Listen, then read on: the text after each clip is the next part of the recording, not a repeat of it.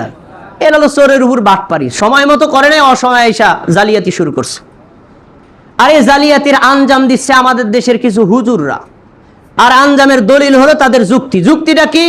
আরে ভাই, কুরবানির যে প্রাণী এইটাও তো ব্যক্তির পক্ষ থেকে দেওয়া হয়, আর আকিকাও তো ব্যক্তির পক্ষ থেকে দেওয়া হয়, ওইটাও একটা প্রাণী জবাই করা, এটাও একটা প্রাণী জবাই করা, তাহলে একসাথে দিলে দোষ কি? কি সুন্দর চমৎকার যুক্তি। ইসলাম কি যুক্তি দিয়ে চলে না দলিল দিয়ে চলে? দলিল দিয়ে চলে। কোরআনুল কারিমে কোনো একটা জায়গাতে কোরবানির ভাগে আকিকা দেওয়ার কোনো দলিল নাই।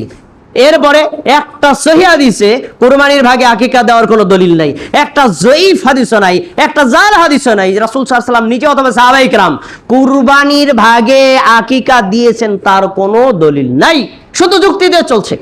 অতএব কেউ যদি কুরবানির ভাগে আকিকা দেয় তাহলে তার কুরবানির ব্যাপারে আমরা একটু সহজ হলেও আকিকা যে হবে না এতে কোনো সন্দেহ নাই। অতএব আপনারা কেউ কুরবানির প্রাণীর ভাগের মধ্যে আকিকা দিবেন না, এই বেদাত থেকে বেরিয়ে আসার চেষ্টা করবেন।